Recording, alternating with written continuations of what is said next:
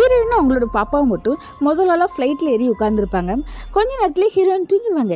கண் முழிச்சு பார்க்கும்போது அந்த பாப்பா அங்கே இருக்க மாட்டா. பக்கத்தில் எலக்ட்ரிக் கேட்கும்போது யாருமே பார்க்கலன்னு ஹீரோயினை பைத்தியம்னு சொல்கிறாங்க. அதனால ஒரு சைக்காட்ரிஸ்ட் அப்பாயிண்ட் பண்ணி அங்கே அனுப்புகிறாங்க. அந்த லேடி இவங்ககிட்ட பேசிட்டு இருக்கல, இவங்க கிளாஸில் அந்த பாப்பா வரைஞ்ச ஹார்ட்டின்னு பார்க்குறாங்க. இவங்களும் அந்த பொண்ணும் முதல்ல ஏறினப்போ அந்த ஹார்ட்டின்னு அந்த பாப்பா வரைஞ்சிருப்பா. இதை தெரிஞ்சதுன்னா தன்னை சுற்றி ஏதோ தப்பாக இருக்குது, நம்ம தான் பொண்ணை தேடணும்னு இவங்க முயற்சி பண்ணுறாங்க.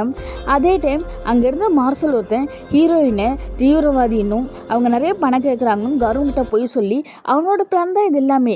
இதை தெரிஞ்சுக்கிட்ட ஹீரோயின் குழந்தையை காப்பாற்றிட்டு ஃப்ளைட்டில் ஒரு இடத்துல போய் சேஃப் ஆகிக்கிட்டு அவன் வச்ச பாமை வெடிக்க வச்சு அவனையே சாகடிக்கிறாங்க. இவங்க குழந்தையோட வெளியே வரும்போது உள்ளே இருந்த ஸ்டாஃபு பேசஞ்சர்ஸ்னு எல்லாருமே பார்த்து ரொம்பவே வெக்கப்படுறாங்க. ஹீரோயினை நம்பாமல் இருந்ததுக்காக அந்த கேப்டனுமே இப்போ இவங்க கிட்ட வந்து சாரி கேட்குறாங்க. தன்னந்தனியாக போராடி தன்னோட